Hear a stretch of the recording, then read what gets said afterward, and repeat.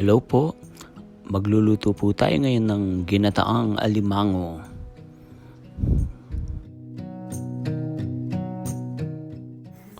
Kung bago lang po kayo sa channel ko, mag-subscribe na po kayo.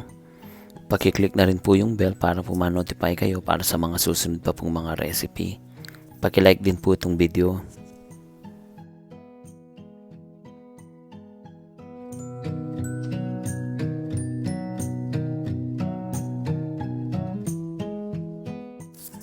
Umpisan na po natin. So baling muna po natin gagawin dito, igigisa natin yung bawang at saka sibuyas. Pagka naluto na po yung ating bawang at saka sibuyas, ilalagay na natin yung ating crab leg dito or yung alimango.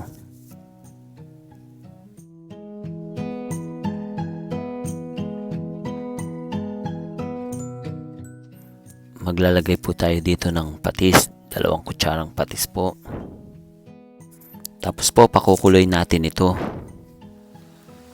Tapos lalagay na rin natin dito yung ground pepper or yung pamintang durog. Tapos po ibubuhos ko na dito yung coconut milk or yung gata. 3 tasa po muna yung lalagay ko dito. Yung kakang gata, 1 tasa po, mamaya natin ilalagay yon, bubuhos. Haluin lang po natin to, tapos lalagyan natin nung green chili pepper, 2 lang po. Tapos pakukulay natin to. Ngayon naman po, dahil kumulo na, ilalagay na natin yung ating sitaw or green beans. Kung gusto nyo pong mas marami nito, okay din po. Mas maraming gulay, mas masarap din kasi. Pakukuloyin lang po natin to ng mga 2 minutes. Haluin nyo po siyang mabuti. Tapos after 2 minutes, pwede na natin ilagay yung ating kalabasa.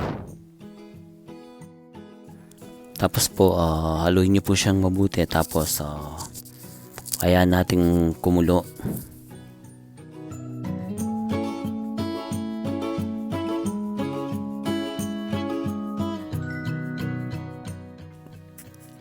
Maglalagay po tayo dito ng asin. So bali sa paglagay po ng asin, tikman nyo para matansya nyo kung gaano karaming asin yung ilalagay nyo. Tapos maglalagay din ako dito ng 1 kutsarang asukal.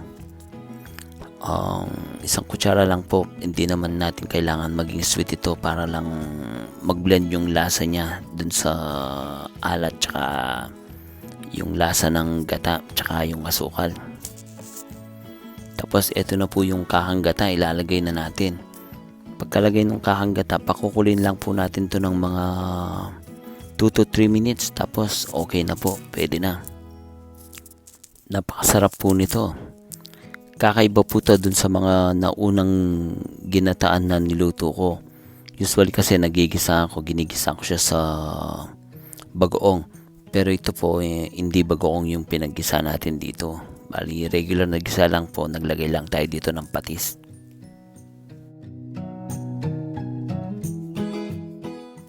Sana po matry nyo to, napakasarap po nito. Pagka ito yung ulam nyo, panigurado po extra rice. Sa mga hindi pa po nakakapag-subscribe sa channel ko, mag-subscribe na po kayo. Marami pa po tayong lulutuin para po updated kayo para sa mga bagong recipe.